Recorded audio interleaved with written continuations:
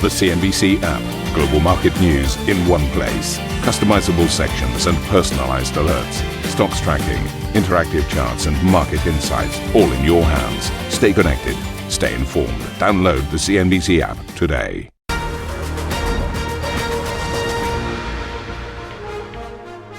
Welcome to Squawk Box Europe. I'm Karen Cho with Steve Sedgwick and Juliana Tattelbaum. These are your headlines. Christine Lagarde kicks off this year's ECB Forum with a warning against complacency. But Governing Council member Pierre Wunsch tells CNBC the central bank will only stick or cut at this point. We're waiting for this recovery, but of course with the uncertainty it might be again delayed a little bit, although the economy is resilient. So if anything, I think if we would have to move more, I probably would be on the downside, a further cut. We'll have plenty more from Sintra, including an exclusive interview with the Bank of England Governor Andrew Bailey. And Senate voting on the Trump-backed budget bill continues into a 17th hour as Republican leaders look to secure the support needed to send the package back to the House while facing fresh criticism from Elon Musk. Plus, the US dollar seeing its worst start to the year since 1973. As President Trump's trade policies and attacks on the Fed raise questions around the greenback's safe haven status.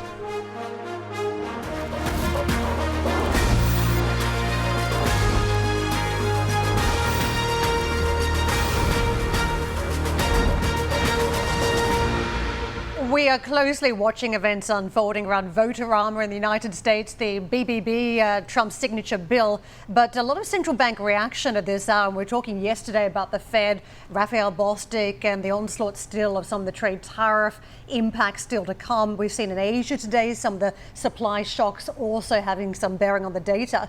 And here in Europe today, we're also talking about the ECB, which is the commentary from Christine Lagarde that the supply shocks are becoming more frequent. I think that is fascinating, but also the fact that we've just had this policy review from the ECB. So a lot of soul searching at the central bank as well. So let's talk about the main word, uncertainty. That's the word that has dominated debate in recent weeks, according to ECB President Christine Lagarde, who opened the ECB Forum on central banking in Sintra Monday evening. If by now you don't know how to spell uncertainty, you need to have your head examined. Okay? We see mounting evidence that more regular supply disruptions are leading firms to adjust prices more frequently, contributing to greater inflation volatility. And this is not simply an extrapolation from the most recent shock. Rather, it reflects a structural shift in how firms operate under conditions of permanent higher uncertainty. Well, let's get out to Annetta. She joins us live from Sintra. What we're seeing in some of the data, Annetta, and some of the investment banks also looking at a weakening in investment, a weakening by the consumer and businesses. What are you hearing this morning about the impacts of some of the trade tensions and geopolitics for the ECB this year? Yes, of course, that's a major concern, that whole uncertainty when it comes to the trade environment, the tariffs, is of course taking its toll on investment, because clearly big companies don't know how to make their investment decisions on a credible basis because they don't know how the tariff environment will look like. Of course, the big hope, I guess, among Eurozone members and politicians is that they kind of get a deal done along the lines of the UK one, which then could mean a 10% tariff flat on everything. But it remains to be seen. We don't know whether this is going to be a reality or not. Yesterday, I also caught up with the head of the Belgian Central Bank, Pierre Wunsch, and I asked him exactly that question, what he thinks will be the impact from tariffs on the euro area economy and also on ECB policy making. Let's listen in. The tariff as such weigh on economy, but the uncertainty as well. Maybe less so than a few months ago. I mean, there is this understanding that we now see more or less where we should land, which is probably with a basis 10% tariff. We'll see, which as such will have some impact on the economy. I think the general understanding is that for the short and medium term, tariffs could actually push down inflation, because one of the immediate effects could actually be that cheap Chinese goods will flood the euro area market, and we're already seeing first signs of that. So that this might be the first reaction, but for the longer term, it could push prices again upwards, and that's also one of the reasons why the ECB is not keeping to cut rates, but rather say we need to pause for now, and we need to actually first digest all these all these rate cuts of the past. Another topic here on the ground, of course, is inflation forecasting in that environment. We have been hearing yesterday from the ECB during the strategic review that they think climate change, but also AI and other factors will lead to much more volatile inflation. And that, of course, it's a major challenge for the ECB.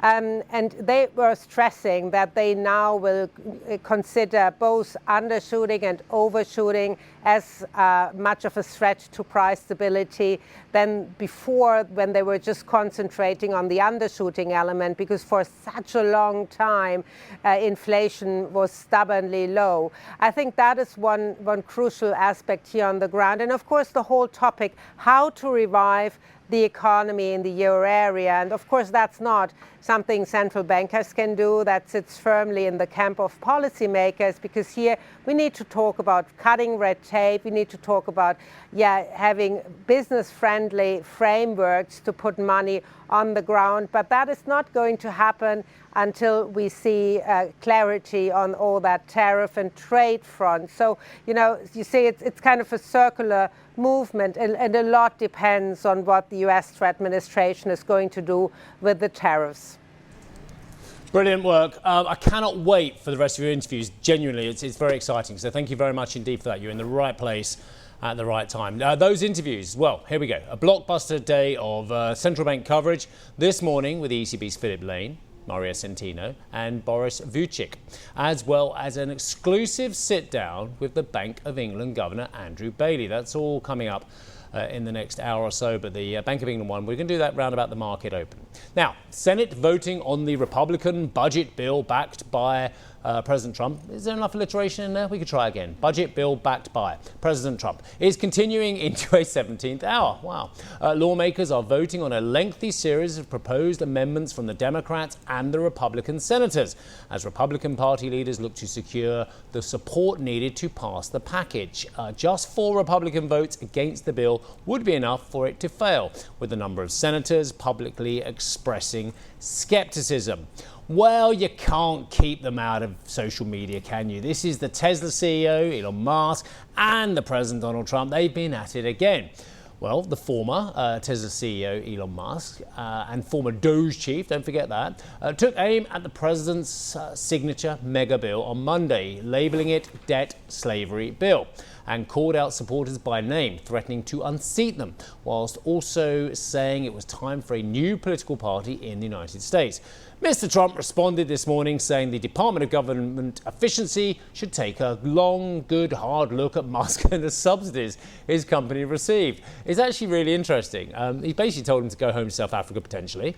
Maybe he would probably have to close up shop and go back to South Africa, which I think is quite ominous because, of course, is he threatening Elon Musk and his American citizenship? I don't know. Anyway, he said no more rocket launches, satellites or electric car production. Our country would save a fortune. Ouch.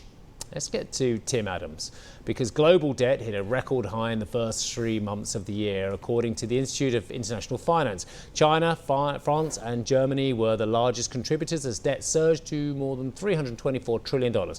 Tim Adams is the CEO of the IIF, and the director was cursing because I mentioned your name, then I went back to the read, and I can tell he was there. I could hear him in the background. I know what he was cursing about. Tim, I didn't do any preparation for the show because I was actually chatting to you. Well, I did a bit earlier, but I was chatting to you instead, and I would always prefer to chat to you than read copy as well. And one of our producers came up, and all the producers were wearing shorts today, and it was, it's like, what the heck are they all doing? Tim and I have got a suit on, they could wear a suit. Anyway, and one of them was talking, we were telling him about how Tim and I feel about global debt. And he said, well, what's going to be the trigger? And I thought it was a good question because for decades, one can worry about it. One could have read Reinhardt and Rogoff, 20 years ago or whatever it was, or 15 years ago, and said, oh my goodness me, anything over 90%, we're in deep trouble here as well. But the fact of the matter is that producer question was the right question. What is going to be the catalyst? And My answer, but more your important answer, my answer would be it could be anything at any time. Indeed, and you mentioned 325 trillion, record level, up 100 trillion. The delta is 100 trillion over 10 years. U.S. government's getting ready to spend 3 trillion plus per year. We'll add 8 to 9 trillion to our debt over the next 4 years, 6 to 7% deficits to GDP every year at the top of the cycle. Now, this is historic, and it's not sustainable. But we're going to keep doing it until the markets say no more. And eventually they will. What's going to make the markets say no more? We had a little taste of it, it seems, earlier in the year, but we've quickly recovered. You know, this is my 15th city in about 4.5 weeks, and I've talked to officials around the world. Everyone is worried, but you look at the markets, and the S&P is up to a new record. So I don't know. There's a disconnect, a cognitive dissonance between where the markets are pricing to perfection, and the economic fundamentals, especially debt and deficits, are pretty harrowing, actually. Whilst we've seen equity markets recover, we've seen the dollar continue to weaken, and now the U.S. dollar suffering its worst start to the year since 1973. You represent 400 members of the finance industry from more than 60 countries around the world. So I'm curious how this is being taken by the industry, and what does it suggest that the global investment community thinks about the U.S. right now? Sure, everyone was along the U.S. They've become neutral to a little negative to the U.S.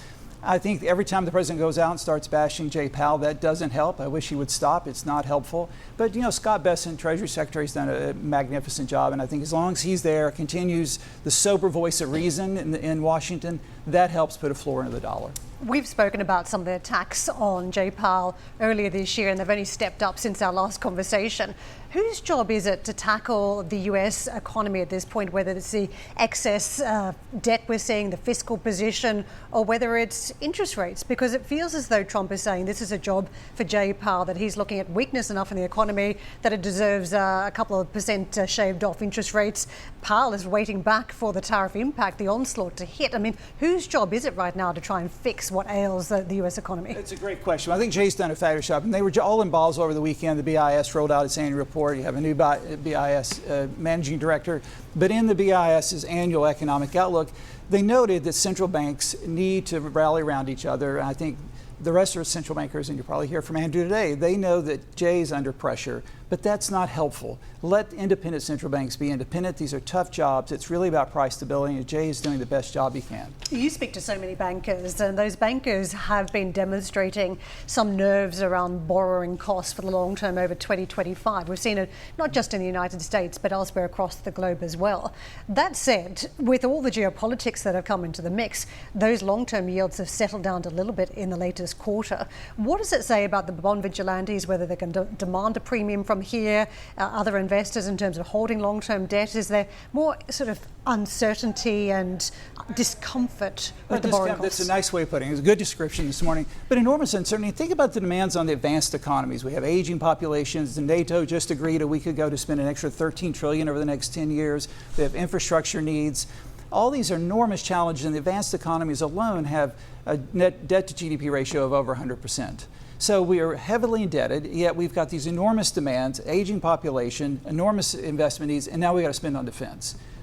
How long can you keep doing that? We need rapid growth, and that's really what officials should be talking about, and politicians. How do we get faster economic growth? But the other side of the equation will say this is the terrible fear or the dog that never bites. Let's put it that way, because we've had an Italian debt load significantly over 100% debt to GDP for the entire century, way before the debt crisis. We've had a Greek debt load way above 100% to GDP for most of the century. The Japanese as well. So for those of us who are worried about it, there's another side of the equation to say this will never bite, because actually we've got great examples of countries that do this for decades long. What's your answer to that? Well, we have had crises, the Swedes in the 90s, the Canadians, we did have the European debt crisis.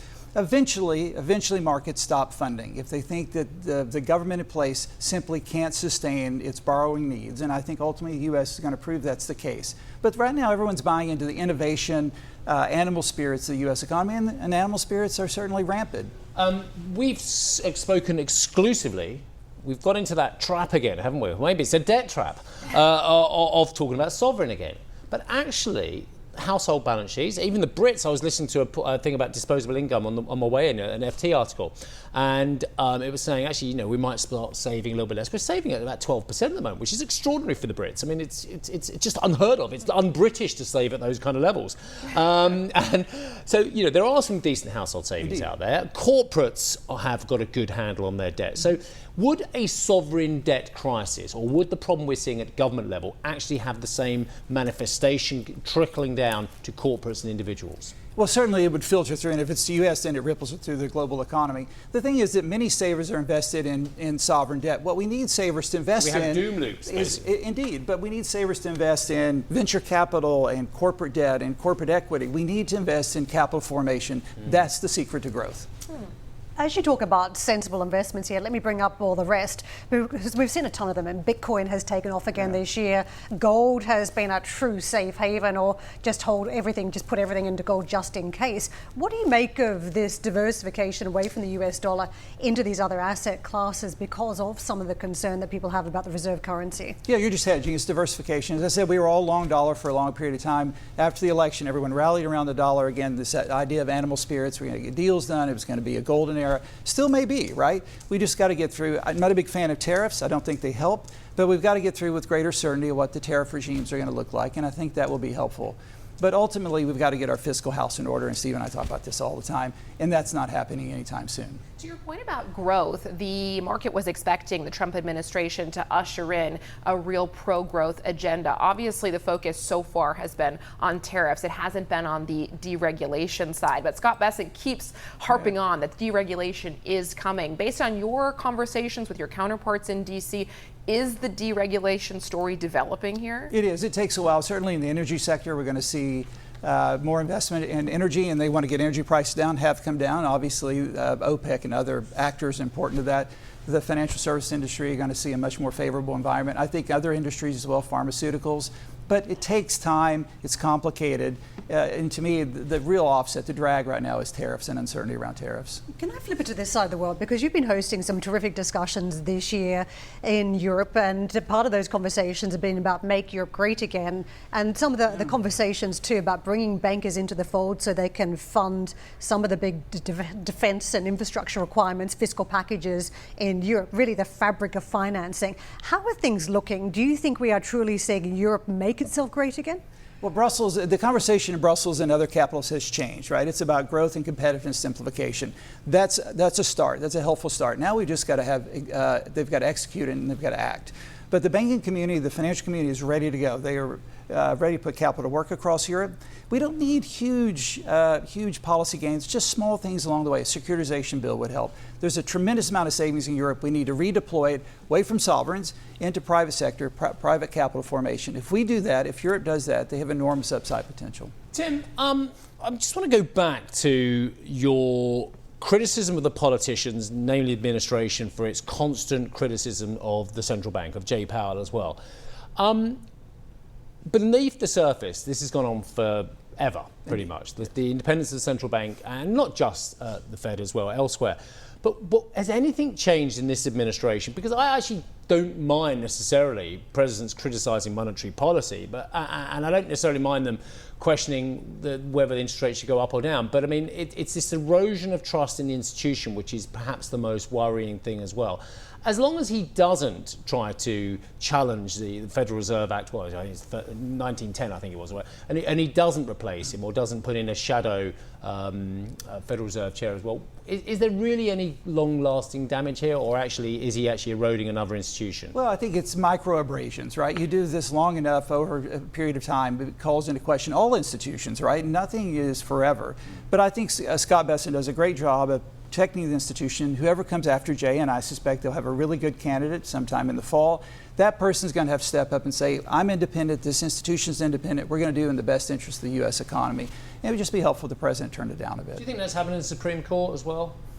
Well, I think there's a lot of debate about the court's rulings last week. I think some of them were actually expected. We'll see how they rule in the future. I actually have enormous confidence in the courts. I think they're going to prove that they indeed are quite good.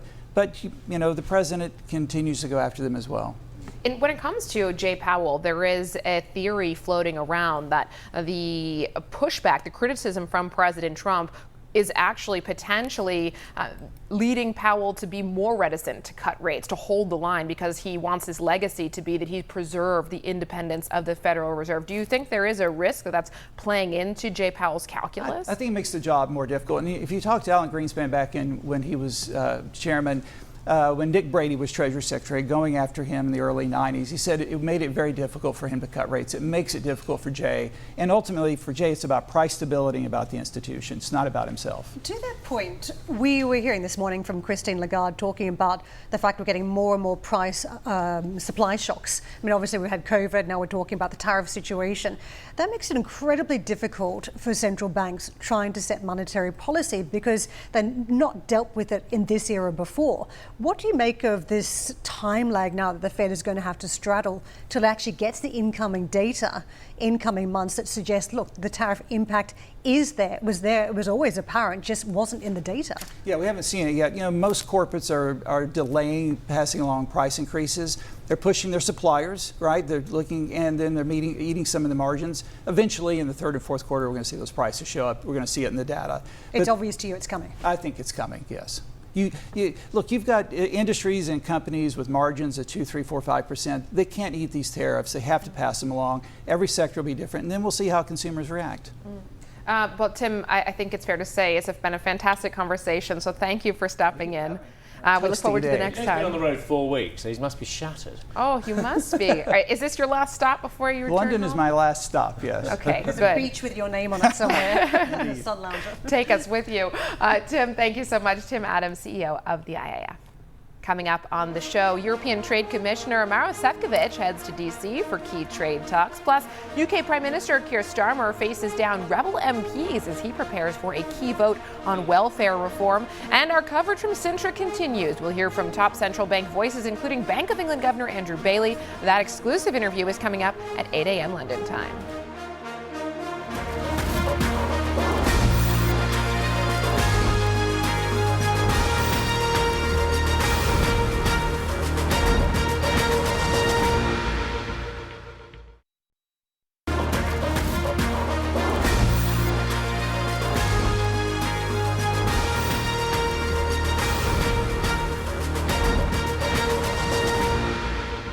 Welcome back to the program. The EU is reportedly willing to accept the Trump administration's 10% universal tariffs if the U.S. commits to several key exemptions. That's according to Bloomberg, which says the bloc is seeking lower rates on sectors including pharmaceuticals, alcohol, semiconductors, and commercial aircraft. The bloc is also reportedly pushing to ease the 25% tariffs on autos and auto parts and the 50% tariffs on steel and aluminium. The European Commission says the bloc will not change its key tech legislation in order to secure a trade deal with the U.S., with the Commission spokesperson saying the Digital Markets and Digital Services Acts are not on the table in talks. The comments come as Trade Commissioner Maros Sefcovic prepares for key meetings in D.C. this week, just over a week until President Trump said 50% tariffs on the EU would come into effect if there is no deal. Well, let's put this all together with Sylvia, who's been speaking to EU officials. Sylvia, what is the likelihood that we do get a deal here between the U.S. and the EU? Ultimately, there's a little bit more optimism that that's going to be an agreement, but we don't know, and all the possibilities remain on the table. Ultimately, what I heard in Brussels last week is that there's a realization that ultimately everything depends on President Donald Trump and whether he wants to close an agreement with the EU. Having said that, we don't have yet confirmation as to whether the European Union is actually willing to accept that 10% baseline rate. What we do know at this stage is that trade conversations are ongoing, and as Juliana highlighted, Maros Sefcovic is heading to DC for further conversations with the negotiating team from the US side. So let's see how these conversations will unfold. Of course, there's a willingness here to reach an agreement before the deadline of July 9th, but another narrative that I heard in Brussels last week is that the EU doesn't mind if there's a little bit of an extension to that deadline as well. Several capitals, including Germany, are keen to close a deal as soon as possible. But if they need a little bit longer to negotiate a trade compromise, that's also not out of the picture for the time being. I'll just make a final point when it comes to the earlier suggestions there in terms of the Digital Services and the Digital Markets Act. These are very important pieces of legislation from the European Union. The Americans have raised a little bit of issues in relation to these two acts, these pieces of law, but also having spoken with officials that are part of these conversations with the American team, I know that that is not part of the conversation for the time being. The European team is trying to make all of these different topics separate. For the time being, they're very much focused on these trade conversations, but of course, they are trying to keep tech and trade separate.